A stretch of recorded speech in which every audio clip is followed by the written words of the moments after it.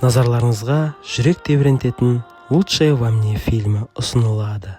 Фильм мектепте оқып жүрген екі жастың Доссон мен Аманданың шынайы махаббаты туралы. Доссон қиын әрі қатыгез отбасында өседі. Сол ортадан қашып, жақсы адам болуға тырысқанымен, тағдыр оған үлкен сынақ дайындайды. Бір оқиға кезінде өзін қорғау мақсатында әрекет етіп, кездейсоқ адам өліміне себепші болады.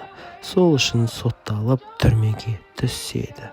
Ал Аманда жақсы отбасынан шыққан ақ көңіл, арманшыл қыз.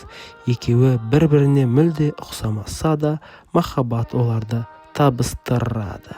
Бірақ Доссонның сотталуы олардың жолын екіге бөледі. Жылдар өтеді. Екеуіне ортақ қымбат жанның қазасы оларды қайтадан жолықтырады. Аманда мен Доссон қайта кездескенде сезімдері ешқашан өшпегенін сезеді. Бірақ Аманданың өз отбасы, балалары, жауапкершілігі бар. Ал Доссон өткеннің көлеңкесінен әлі толық шықпаған еді. Фильмнің ең жүрекке тиетін тұсы Доссонның соңғы ерлігі. Ол өмірден өткен соң жүрегі Аманданың ауыр дертке шалдыққан ұлына донор ретінде беріледі. Осы арқылы ол Аманданың өміріндегі ең қымбат жанның өмірін сақтап қалады.